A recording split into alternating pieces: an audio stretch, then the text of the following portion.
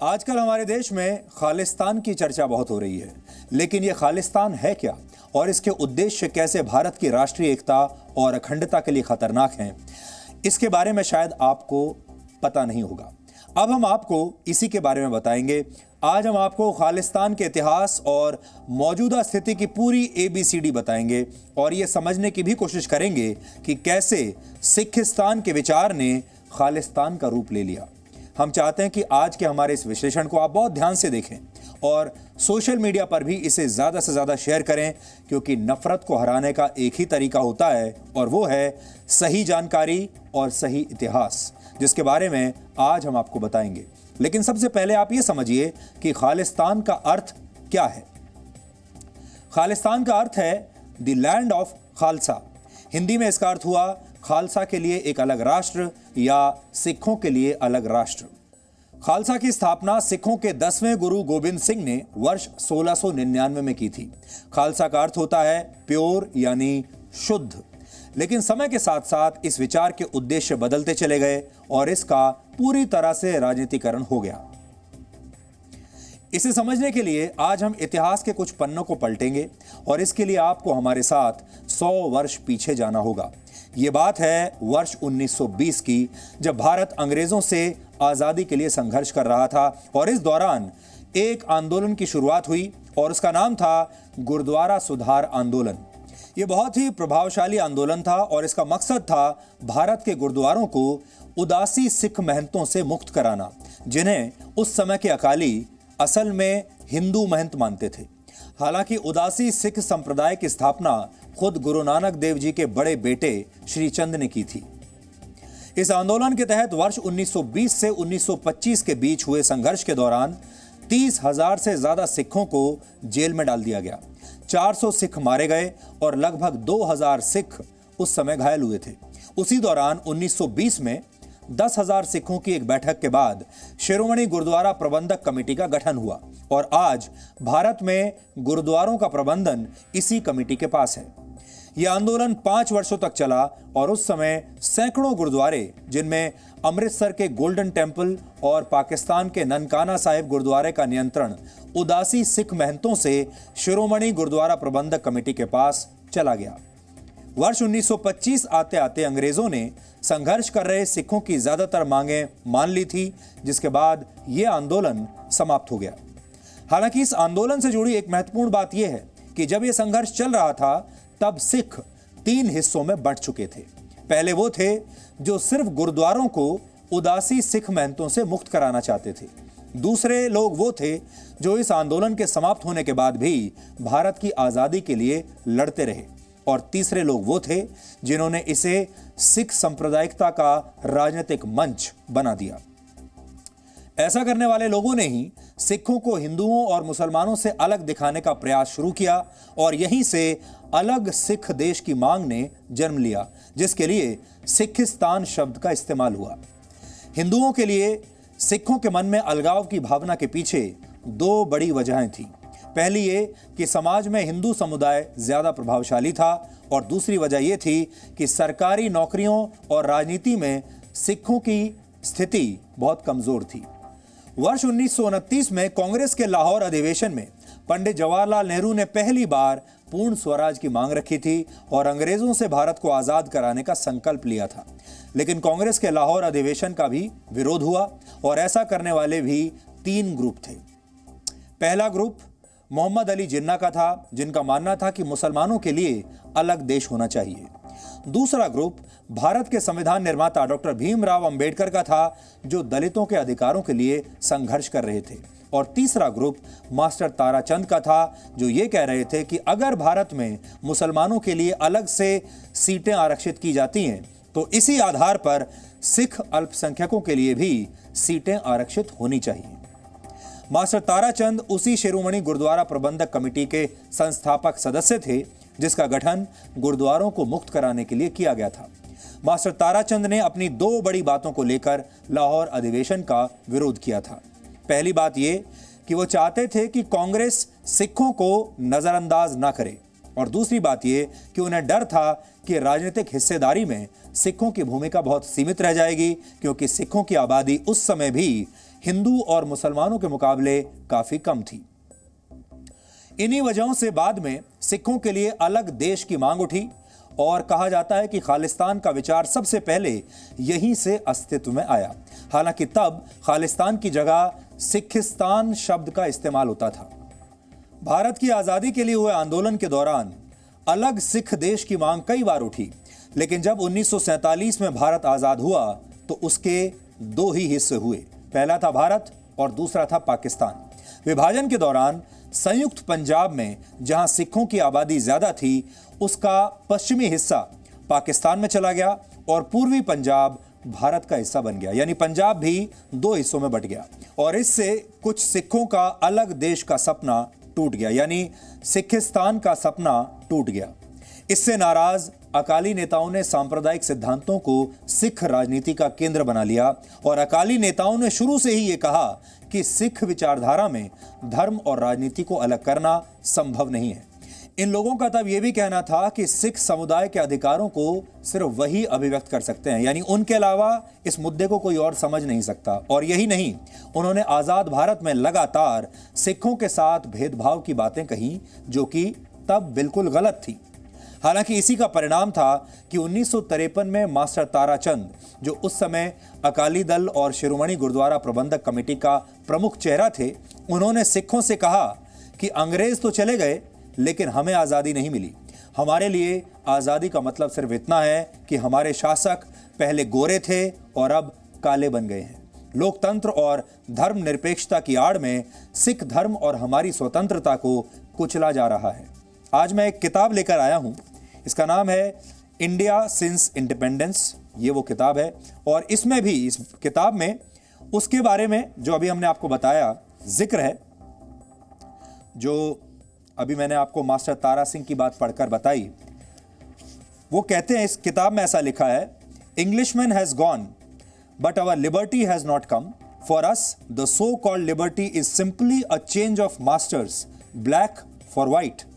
Under the garb of democracy and secularism, our panth, our liberty and our religion are being crushed. ऐसा इसमें किताब में लिखा है।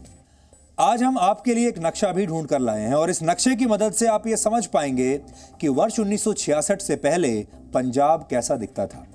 यहाँ एक और महत्वपूर्ण बात यह है कि आज़ादी के बाद भारत के जिस एक हिस्से को पेप्सू यानी Patiala and east Punjab states union कहा जाता था, उसे 1956 में पंजाब में शामिल कर लिया गया। इसका नक्शा भी आप अपनी टीवी स्क्रीन पर इस समय देख रहे हैं। जिस समय यह सब हो रहा था, उस दौरान संत फतेह सिंह ने पंजाब सूबा नाम से एक आंदोलन की शुरुआत की। इसका मकसद था पंजाबी भाषा बोलने वाले लोगों का एक अलग राज्य बनाना, लेकिन उस समय सरकार ने इस मांग को इसलिए नहीं माना क्योंकि तब उसे यह लग रहा था कि इस राज्य की मांग की आड़ में अलग सिख राज्य का सपना देखा जा रहा है और भारत का संविधान धर्म के आधार पर इसकी इजाजत नहीं देता। हालांकि 10 साल के बाद ही इसे लेकर सरकार का रुख बिल्कुल बदल गया और पूर्व प्रधानमंत्री इंदिरा गांधी ने वर्ष 1966 में पंजाब को 3 हिस्सों में बांट दिया। पहला हिस्सा वो है जिसे आज पंजाब कहते हैं, दूसरा हिस्सा हरियाणा था और तीसरे हिस्से में वो पहाड़ी इलाके थे जिन्हें हिमाचल प्रदेश को सौंप दिया गया। इसके अलावा चंडीगढ़ को केंद्र शासित प्रदेश और पंजाब और हरियाणा की संयुक्त राजधानी बना दिया गया। पंजाब के इस बंटवारे के बाद ही खालिस्तान की राजनीति में एक नया मोड़ आया। ये वो दौर था जब खालिस्तान शब्द का ज्यादा इस्तेमाल होना शुरू हुआ। पंजाब के बंटवारे के बाद अकाली दल ने कई मांगें सरकार के सामने रख दी। उस समय भी देश में इंदिरा गांधी की ही सरकार थी। 1973 में शिरोमणि अकाली दल ने 12 लोगों की एक कमेटी बनाई जिन्होंने आनंदपुर साहिब रेजोल्यूशन पास किया। इस रेजोल्यूशन की 3 बड़ी मांगें थीं। पहली मांग ये थी कि पंजाब की नदियां सतलुज और ब्यास के पानी का बंटवारा फिर से किया जाए। दूसरी मांग थी चंडीगढ़ को पूरी तरह से पंजाब को सौंप दिया जाए और तीसरी मांग थी हरियाणा, हिमाचल प्रदेश और राजस्थान के उन जिलों को जहां सिखों की आबादी ज्यादा है, उन्हें पंजाब में शामिल कर दिया जाए।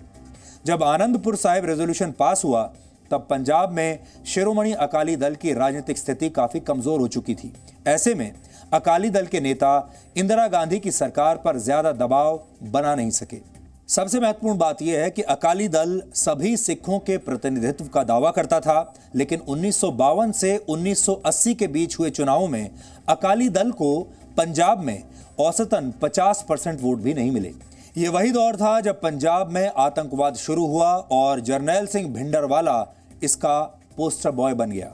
यहां ध्यान देने वाली बात यह है कि शुरुआती दिनों में इंदिरा गांधी और पंजाब कांग्रेस के अध्यक्ष ज्ञानी ज़ैल सिंह दोनों ने ही भिंडरावाला का समर्थन किया था, क्योंकि भिंडरावाला के जरिए इंदिरा गांधी पंजाब में अकाली दल को कमजोर करना चाहती थी।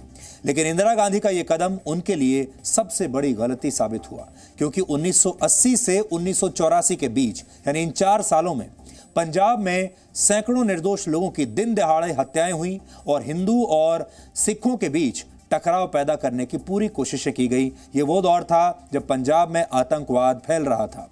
भिंडरवाला ने शुरुआत में निरंकारियों और खालिस्तान का विरोध करने वालों को अपना निशाना बनाया और इसके बाद पत्रकार, नेता, पुलिस और हिंदू समुदाय के लोग भी उसके निशाने पर आते चले गए। जुलाई 1982 तक भिंडरवाला इतना मजबूत हो चुका था कि उसने अमृतसर के स्वर्ण मंदिर में अपनी जड़ें बहुत मजबूत कर ली थी और जून 1984 तक हालात इतने बिगड़ चुके थे कि स्वर्ण मंदिर को खालिस्तानी अलगाववादियों से मुक्त कराने के लिए इंदिरा गांधी के पास सेना के अलावा कोई और विकल्प बचा नहीं था। देश के अंदरूनी मामले में इतने बड़े स्तर पर सेना का ऐसा इस्तेमाल पहली बार हुआ था। 5 जून 1984 को भारतीय सेना को स्वर्ण मंदिर में घुसना पड़ा और इसे ऑपरेशन ब्लू स्टार कहा गया। यह ऑपरेशन 10 जून दोपहर को समाप्त हुआ, जिसमें 83 जवान शहीद हुए थे और 493 खालिस्तानी आतंकवादी तब मारे गए, जिनमें जरनैल सिंह भिंडरवाला भी शामिल था। भिंडरावाला के मारे जाने के बाद इंदिरा गांधी के खिलाफ सिखों में बहुत गुस्सा था, बहुत रोष था और 31 अक्टूबर 1984 की सुबह उनके 2 सिख अंगरक्षकों ने उनकी हत्या कर दी। इसी के बाद देश में बड़े पैमाने पर सिखों के खिलाफ दंगे हुए और कांग्रेस के बड़े नेताओं पर इन दंगों में शामिल होने के भी आरोप लगे। इन दंगों के बाद धीरे धीरे भारत में खालिस्तान की मांग कमजोर पड़ने लगी। अगस्त 1985 में तत्कालीन प्रधानमंत्री राजीव गांधी के साथ एक समझौते पर हस्ताक्षर करके शिरोमणि अकाली दल के नेता हरचंद सिंह लोंगोवाल ने चुनावी राजनीति में शामिल होने पर सहमति दी। हालांकि इसके बावजूद पंजाब में आतंकवादी हमले जारी रहे। 23 जून 1985 को एयर इंडिया के कनिष्क विमान को हवाई यात्रा के दौरान आतंकवादियों ने बम से उड़ा दिया, जिसमें 329 लोग मारे गए थे। 10 अगस्त 1986 को भारत के 13वें सेना प्रमुख जनरल अरुण श्रीधर वैद्य की हत्या कर दी गई, क्योंकि वो ऑपरेशन ब्लू स्टार के दौरान भारत के सेना प्रमुख थे। और 31 अगस्त 1995 को पंजाब के पूर्व मुख्यमंत्री बेअंत सिंह को भी कार बम धमाके में मार दिया गया। हालांकि यहां समझने वाली बात यह है कि पंजाब में हिंसा और आतंक के माहौल को देखते हुए वर्ष 1987 में राष्ट्रपति शासन लगा दिया गया और इसके बाद सीधे वर्ष 1992 में पंजाब में विधानसभा चुनाव करवाए गए। महत्वपूर्ण बात यह है कि 1984 में सिख दंगों और उसके बाद हुई आतंकवादी घटनाओं के बावजूद तब पंजाब में कांग्रेस वापस सरकार बनाने में कामयाब हो गई, यानी अगली सरकार कांग्रेस की ही बनी और मुख्यमंत्री बने कांग्रेस के नेता बेअंत सिंह। लेकिन 31 अगस्त 1995 को उन्हें भी कार बम धमाके में मार डाला गया। आज भारत में खालिस्तान के विचार को बहुत सारे सिखों ने नकार दिया है, सच्चाई यही है। लेकिन विदेशों में बैठे खालिस्तानी संगठन आज भी भारत के टुकड़े टुकड़े करने का षड्यंत्र रचते हैं और इन संगठनों को पाकिस्तान का भी खुला समर्थन मिलता है और कनाडा इन सब के लिए एक सुरक्षित जमीन बन चुका है। यही वजह है कि भारत में आंदोलन तो कृषि कानूनों के खिलाफ हो रहा है, लेकिन ज्यादा चर्चा खालिस्तान की होती है, क्योंकि खालिस्तान ही इसकी जड़ में है। हालांकि भारत की रक्षा में सिखों का बहुत ही गौरवमयी इतिहास रहा है। ये बात हमारे दुश्मनों को बहुत बुरी लगती है और वो भारत में सिखों को बदनाम करने और उन्हें गुमराह करने की तरह तरह की कोशिशें करते हैं, साजिश रचते हैं। हमें लगता है कि इसी साजिश को आज आप सबको पहचानना चाहिए और हमें पूरी उम्मीद है कि आज के हमारे इस विश्लेषण को देखकर आप खालिस्तान और इसकी मांग को समझ गए होंगे और ये भी समझ गए होंगे कि खालिस्तान एक भारत विरोधी विचार है, जिसमें टुकड़े टुकड़े गैंग खाद और पानी डालने का काम करता है और हमारे देश में जो सिख भाई हैं हमारे जो देशभक्त सिख हैं, वो अब खालिस्तान से बहुत आगे निकल चुके हैं, उन्हें खालिस्तान चाहिए भी नहीं। Presenting B News app, available on Google Play and App Store. Download it now.